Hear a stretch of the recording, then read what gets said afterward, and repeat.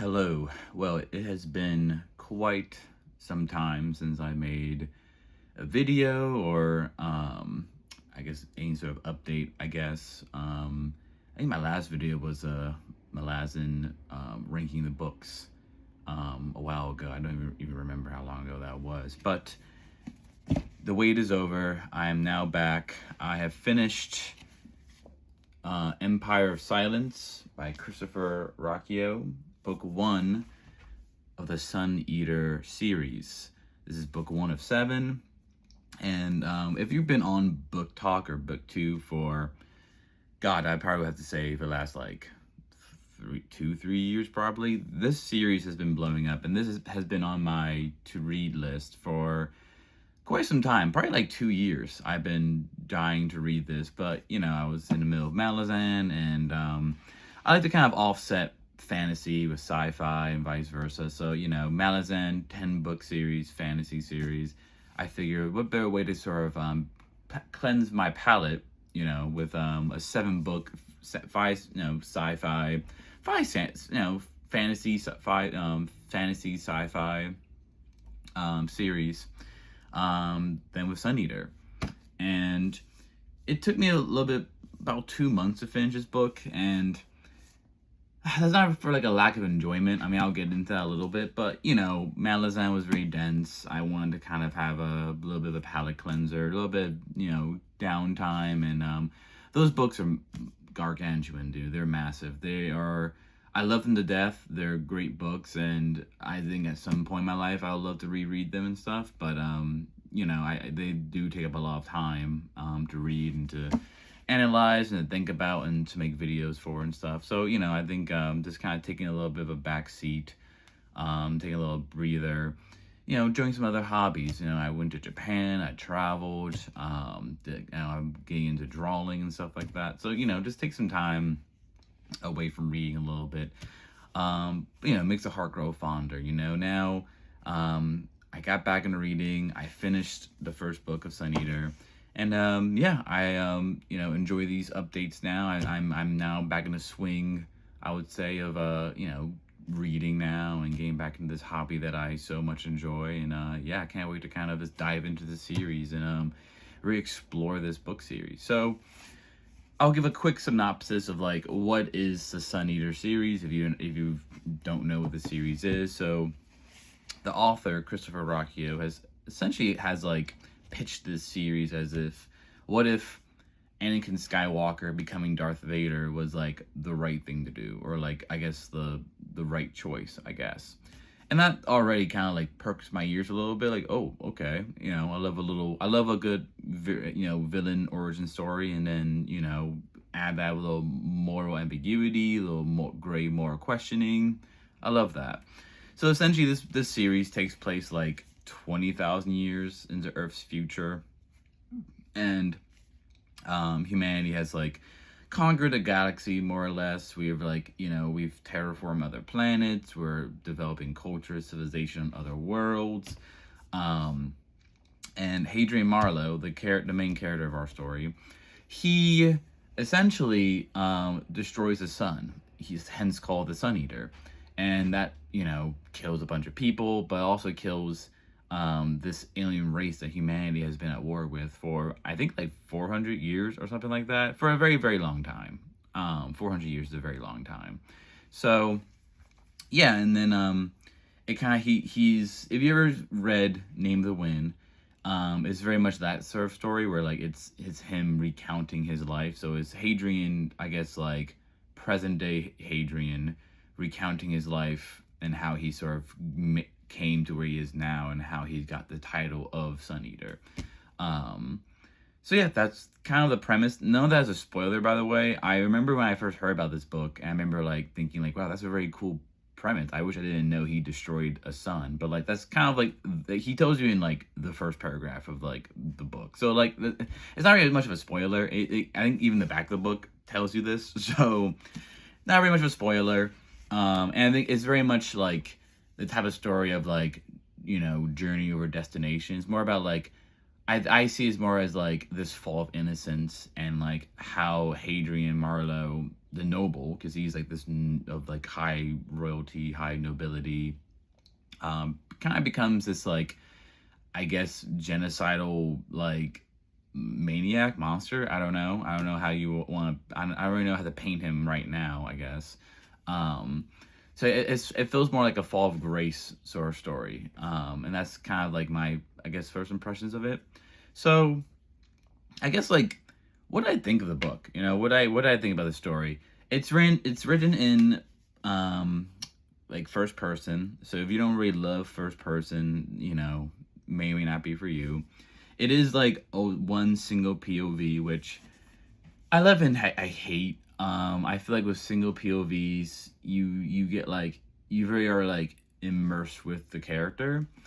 That might be a good or bad thing if you don't like Hadrian. And Hadrian is like, I won't say he's like the most insufferable main character I've ever read, but like he's not like my favorite main character to ever read. He's very much pompous. He's very full of himself, pious. I mean, he's, you know, he's a noble. Like he's very much full of himself. He's very melodramatic, which he even kind of like points out at one point in the book. Like he's around all these like council men and women, and like they're like, "Are you always this melodramatic?" And he's like, "Yes, I am." And you know, okay, that's a little, you know, little tongue in cheek, little funny, haha moment. So the book itself, there's a lot of Dune influence. There's a lot of, this book is a lot of Red Rising, like sort of comparisons, and I want to put those to the rest right now because I love Red Rising. I'm patiently waiting for the last book. Pierce Brown, please finish Red God. I love Red Rising, love that book series, but like comparing this to Red Rising, sure, like it takes place in space and like, you know, it has a lot of like Roman influences, but like beyond that, that's kind of where the comparisons kind of stop, you know, like pacing wise, they aren't the same. I would say Sun Eater is a very much more of a slow burn, at least like this first book. Maybe the later books, the pace gets better and increases more. Red Rising, it's like really an action book. It's like an action movie with Red Rising. Yes, you know, there's slower moments for sure, and there's like points where like the story kind of takes a backseat and kind of takes some time to like, develop. But I would say, especially the first 3 books, I would say those are very, very fast-paced, in my opinion. This is not fast-paced. This is very much like slow burn, like fantasy opera, space opera sort of, your slow burn. Which I read Wheel of Time. I read Malazan. I don't mind a slow burn. you know, love those book series, but like, hey, like those books had some slow burn moments for sure.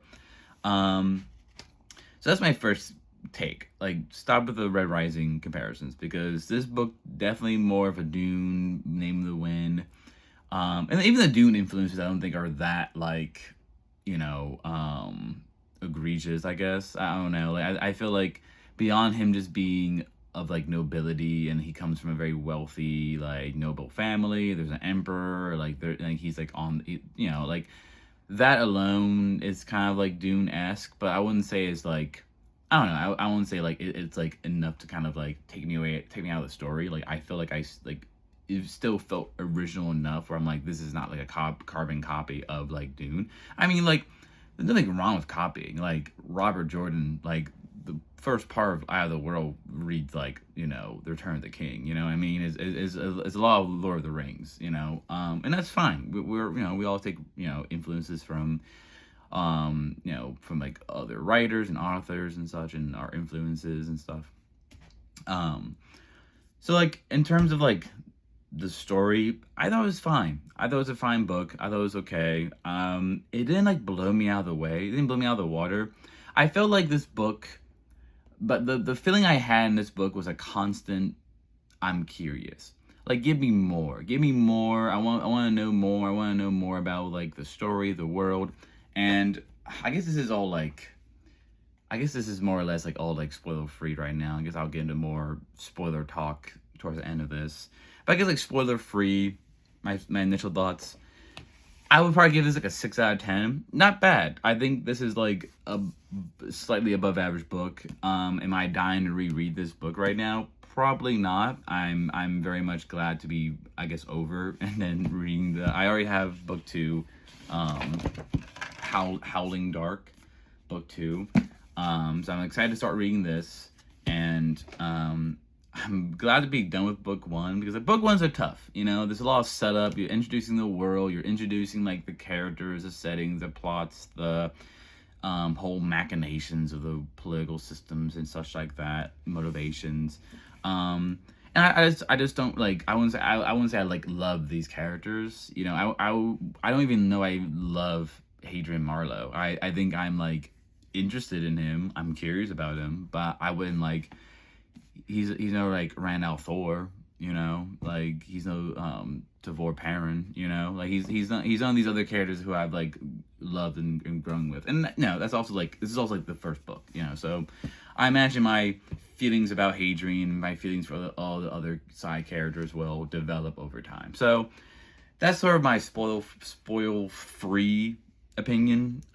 Very, very curious. I think it's a solid book. I think I'm curious to see where this takes me into book 2. So yeah, with that being said, I will transition to more spoiler. So if you haven't read Empires of Silence book 1, then maybe step aside, click off, come back, do whatever you want to do, keep watching, whatever, I don't know. So we start my spoil chat here with I think that there are like ups and downs with this book. I think like my whole feeling about this book has been very much like curious, because we get introduced to a lot of different characters. So like Hadrian, he starts off as this high noble, and all his family kind of sucks essentially. Like his family, no, like you can argue that his mom is like the best person, but like even she's kind of like not super like involved with him, I would say. I feel like she kind of loves him from afar, but like he is like the favorite. I kind of thought like the family would be like more of like a villain-esque antagonist in this book, but like they're kind of gone by like the first act, more or less. Like they're not really like, I would say like once. So Hadrian is high noble. His father is like, I guess like the governor or like of some high nobility on this planet. And then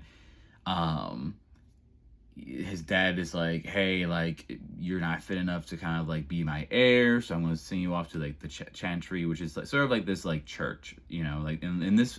And I feel like in this sort of I guess universe, 20,000 years into the future, Earth is more of like this mythos, this legend. Like a lot of people don't even know where Earth is anymore. Like I guess humanity has expanded so far away from Earth that like that whole is like a legend now, and like we have expanded and we have like colonized other planets, other solar systems around the galaxy, that like Earth is just seen as this like long forgotten memory. Which like, I mean, 20,000 years, I mean like that's kind of how like, I don't know, like the Greeks and Romans, like we sort of romanticize Greek and Roman, like, we see like, oh, like 20,000 years ago, like, oh my god, the Greeks, the Romans, ancient, but like they were also just like people, so that kind of makes sense in a way, like that romanticization of like Earth, and Earth seen as like this like, I don't know, like the birthplace of humanity, like it's like almost this like religious sort of like relic, religious artifact. So but the chantry are these like sycophants, like earth-loving religious people, and his dad's going to send him away to the chantry to kind of like, I guess like, I don't know, be a spy, or just sort of like, like just send him away off planet, off world, don't want to deal with him anymore.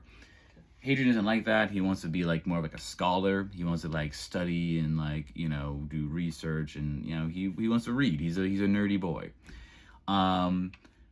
So shenanigans ensue. He eventually is like, his mom sets up this plan to kind of like, send him off world, but to like the actual like real planet where he can kind of learn and study, become a scholar. Some issues happen where like he gets like, his body gets like dumped and he gets robbed and stuff, and It's never really clear what happened with that. I don't know if that's ever gonna happen again, or if that's ever gonna get cleared up. But like, what did happen with that whole plan with his mom? Like, was that like a setup? Was that like a did that fall through or whatever? So I don't know. Maybe we'll get more clarity on that later in the series. I don't know. This whole book kind of reads like a prologue. This whole book just kind of reads like one long prologue for Hadrian Marlowe. It's I wouldn't say like there's stakes, I guess, but they feel very self-contained to this book, and it feels like we're definitely setting up for a larger world.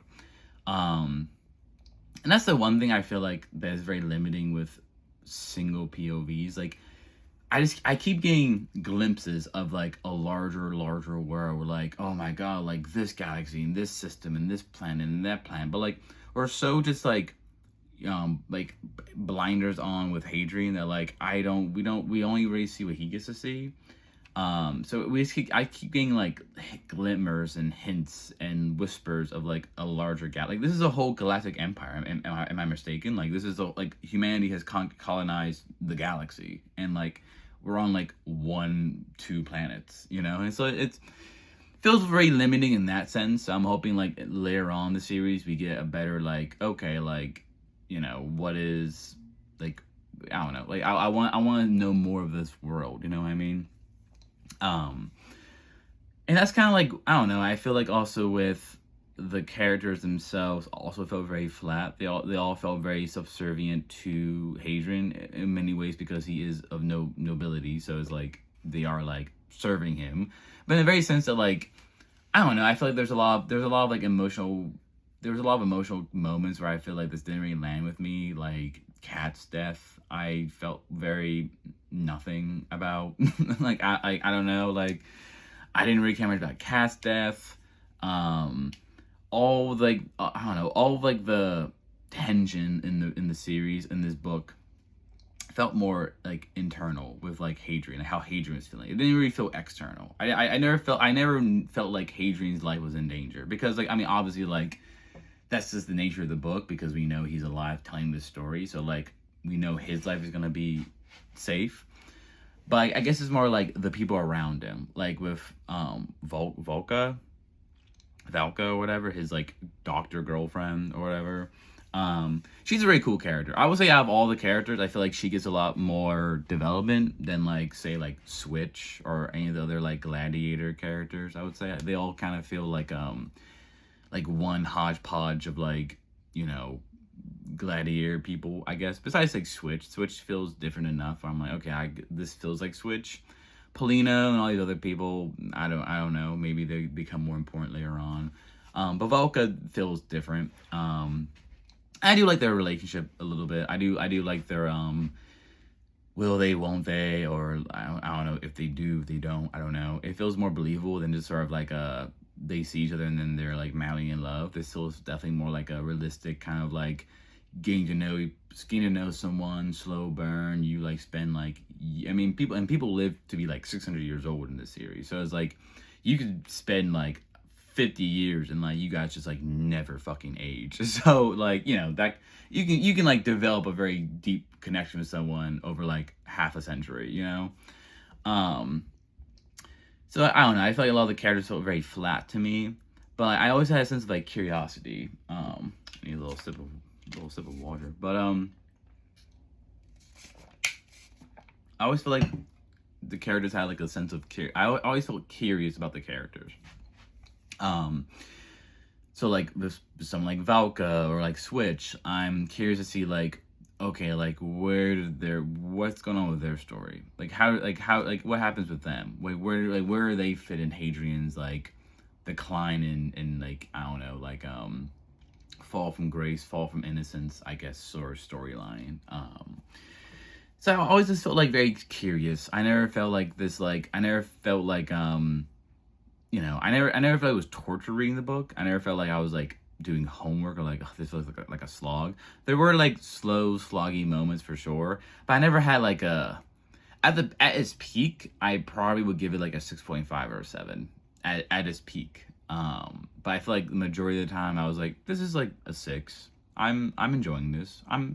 This is fine. You know, I wasn't like upset or angry. I thought this was good. I thought it was good, you know. Um, I guess like going to more of like what I found interesting, what I want to know more about. I fucking love aliens. Okay, I'll just say it right now. I love aliens. I love aliens in my sci-fi stories. Just like aliens in a sci-fi story to me just feels like dragons in fantasy. It just makes sense. It's like, why would you not include aliens in a sci-fi story? I understand there's some sci-fi stories that don't, like Red Rising doesn't have aliens. You know, spoiler for Red Rising, I guess. But like, I just feel like I just like aliens, and like there's tons of aliens in this book. You know, you have the Umand, I guess, which are more like a primitive alien, but you have like the Cielson, which is like the alien race that the humans have been fighting for 500 years. But then like you find these ancient ruins that are like 1,000,000 years old, older than humanity, older than anything they've ever found. And it kind of it puts into question like, oh wait, man, like what is our place in the universe? We weren't the first like space veering species. That's like the whole crux of the church and like humanity's like manifest destiny. We is our birthright to like colonize the galaxy and stuff like that. Um, so I'm curious about that. I love me some aliens. I love me some ancient aliens. If you love aliens and ancient aliens, you should read The Expanse. Yeah, if you love like Lovecraftian kind of I don't know. I don't know if there's gonna be like Lovecraftian what's going on in Sun Eater, but like The Expanse has a lot of that kind of cool shit. I like that shit. So read The Expanse if you haven't read The Expanse. That's also an amazing sci-fi fantasy sci-fantasy sort of book series. Um, so I'm curious about that. I'm very curious to see where that goes and how that gets developed over time. And I guess like I don't know, I don't have like a whole lot to really say because I feel like not that nothing has happened in this book. I just feel like the book itself is like, I don't know, it reads like a very much like a prologue. It reads like very much like this is like a book one sort of prologue kind of setup book. You know, like we're setting up Hadrian's sort of morals, who Hadrian is as a character. Gonna be starting off in this point of his journey, and the ending kind of ends very like more or less happy in the good way for Hadrian. So like the whole book and part of the series, well, part of the book, him and his gladiator friends, he's been like, oh, okay, I'm gonna get us a ship to get off world. We're gonna get off this fucking planet because he wants to get off this planet. This is not the planet he wants to be on. So he wants to get off this planet, bring all his gladiator buddies. They run into some Cielson, and they figure out that like the Cielson has made contact with like humans at some other like lost planet that humanity I guess has lost contact with, that like is also like just like lost in like this like vague sort of mythos state, I guess, whatever. So now they're on a mission. So now it's like Hadrian gets to leave this planet. He's no longer like arranged marriage anymore, so that's cool, I guess. And then he saves a bunch of Cielson, brings his awesome doctor girlfriend with him, I guess, and then brings all his gladiator friends, and he gets a ship, and they go off planet. And now he gets to like travel with his friends, and like, so it's like almost like a very like beautiful setup, and like, oh, like what could possibly go wrong and stuff. Like it's kind of like that setup in a way, where it feels very like happy ending for Hadrian. He kind of got what he wanted. But yeah, like we know how the story ends. Like we know like he leaves Imesh, the planet, like on a mission for peace. Like he's leaving like I need to like bring peace. I want to bring peace to the planets, to the world, to the galaxy. I want to end this long, arduous war. But obviously we know what happens. That he ultimately doesn't bring peace. In fact, he brings genocide. He kills a lot of people. So yeah, how does he do that? Why does he do that? That's the journey. So I think that's kind of like the like I don't know, the crux of the series. Like is you're watching a person who maybe at first had good intentions, but like society and war and just like I don't know, politicking and just like the corruption of man and society, I guess, just like slowly just corrupting, poisoning this man to the point where like he just says fuck it, you know. So like I don't know, that's how I kind of see it. Curious to see where this goes. I'm curious to see where this like takes us. I'm trying to think if there's anything else I've already missed. yeah, I don't know. I'm curious to see where the book goes. Like, we're on this mission of peace, and yeah, we'll see like where it takes us and like where we end up next with Hadrian Marlowe. I finished book one it was a few days ago, and I have book two, so I will probably start reading book two within like, I don't know, today maybe, probably today, honestly, today, tomorrow, I don't know. So I those are sort of my spoiler feelings and spoil free feelings, I suppose. I think book one, I think it's good. I think it definitely earns like a read. Just read this book. Read it. I would curb your enthusiasm a little bit. This is not Red Rising pacing. I'm sorry to tell you.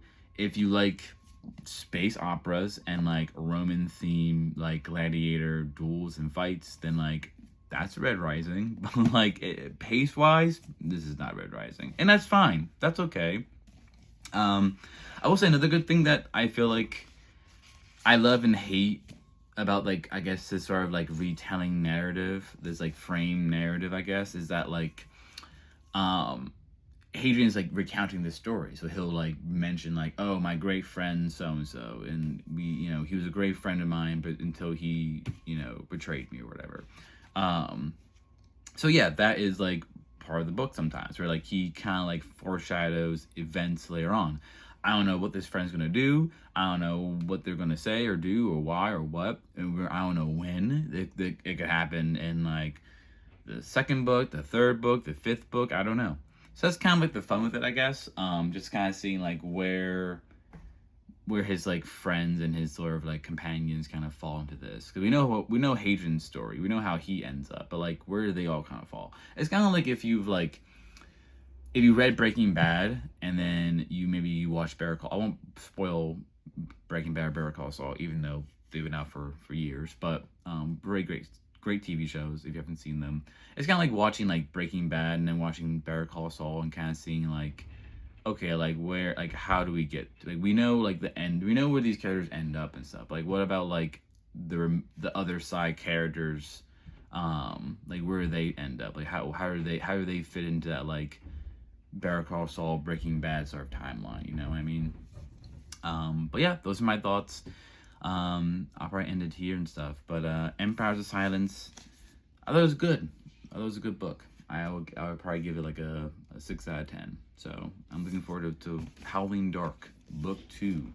And people say this is a good book. I think people say that the pacing picks up. I think people say that this book, I've heard a lot of different. I heard people say that like if you don't like the ending of book 2, then maybe you can read book 3 and then you can kind of decide. But I'm looking forward to this. But until then, I will see you next time. Goodbye.